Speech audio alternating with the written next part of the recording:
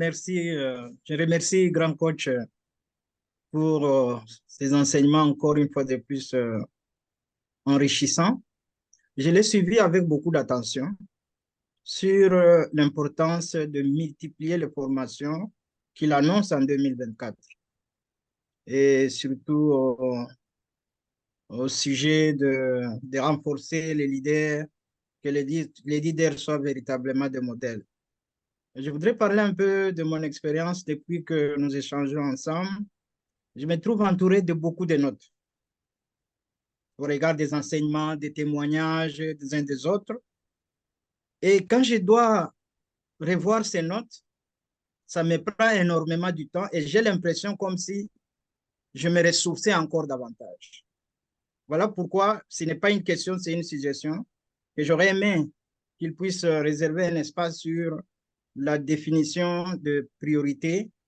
Et pourquoi quand on est face à des multiples informations, on se sent stressé, on ne sait pas qu'est-ce qui est plus important, on commence par quoi, on y va.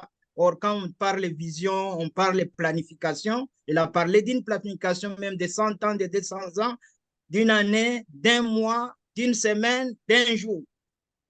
Tout ça, il faut être initié à ce genre de pratique, même dans son comportement.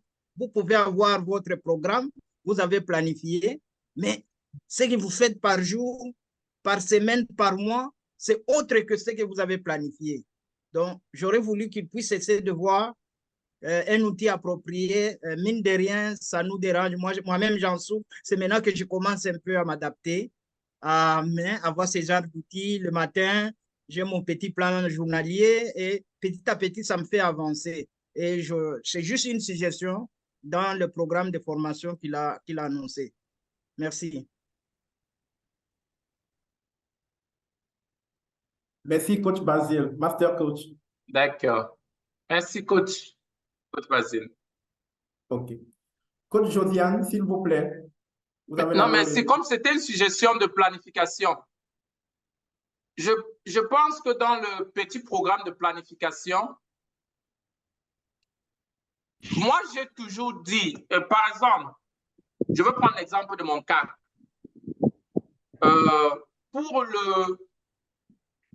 Pour le nombre d'heures et des nombre d'heures d'enseignement que je dois accumuler par jour, par an, j'ai divisé cela et ça m'a donné le nombre d'heures qu'il faut que j'absorbe par jour. Donc, j'utilise le nombre d'heures que je ne me bats pas trop pour le résultat de l'année, mais je me suis rabattu sur le résultat de la journée. Yeah. Je dois faire au minimum 4 heures. Donc, j'ai combiné les enseignements en audio, enseignements en vidéo et la lecture.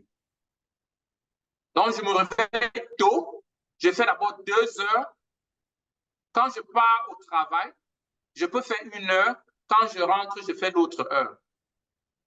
Parfois au bureau, je peux prendre 1 heure au milieu de la journée, mais je sais qu'il me faut 4 heures. Tu vois, c'est simple. Mais à la fin de l'année, j'ai le résultat. Donc, je ne stresse pas que, bon, est-ce qu'il faut que je me batte dans ceci, il faut que je me batte dans cela. J'ai juste mis les heures et ça me donne le nombre d'heures qu'il me faut. Ça me fait 1460 heures de base. Ça, c'est le minimum que je dois maintenir en tant que leader. Et maintenant, je repartis ça dans les différents domaines. Bon, l'autre côté maintenant, quand j'enseigne, j'apprends. Pendant les enseignements, tu apprends. Donc, voilà par exemple un exemple. Tout ce que tu veux, fractionne cela. Demande-toi qu'est-ce que je dois faire par jour, pour avoir le résultat que je veux. Imagine que tu veux développer ton networking. Et tu te dis, chaque jour, je veux contacter 2 personnes que je ne connais pas. 2 nouvelles personnes. Je prends seulement contact avec eux.